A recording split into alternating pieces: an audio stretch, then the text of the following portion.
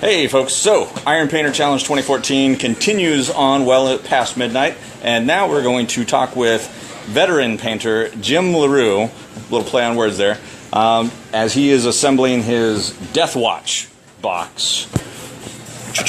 Yep, he's working on all of those very detailed models. So, Jim, you have spent the last 6 hours assembling some models.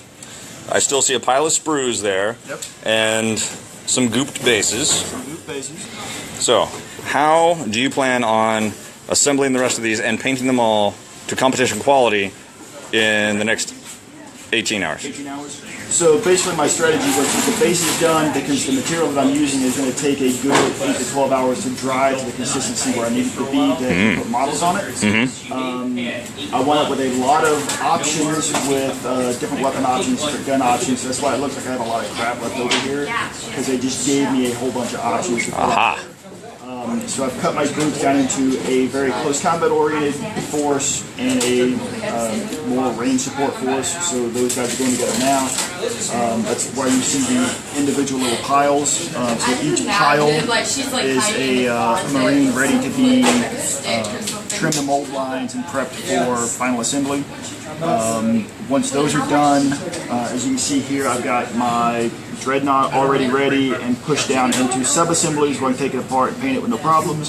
And the same thing for my watch captain over in the far corner. He's sub-assemblied out, ready to go. So those are the biggest things with the most areas that are going to cover and be tricky to paint coming down into it.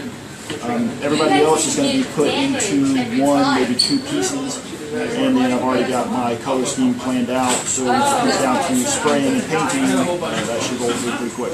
Alrighty. Now, are you going to finish, after you base coat these and such, are you going to work on one model at a time?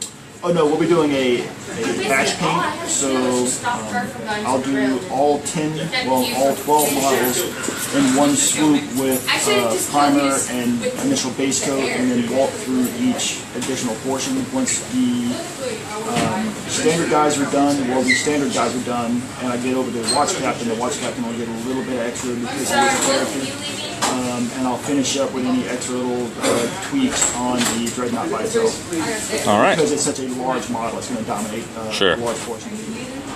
So what I heard was you were going to use primarily one color at a time on all the models. One color at a time. And then change the color and go through all the models.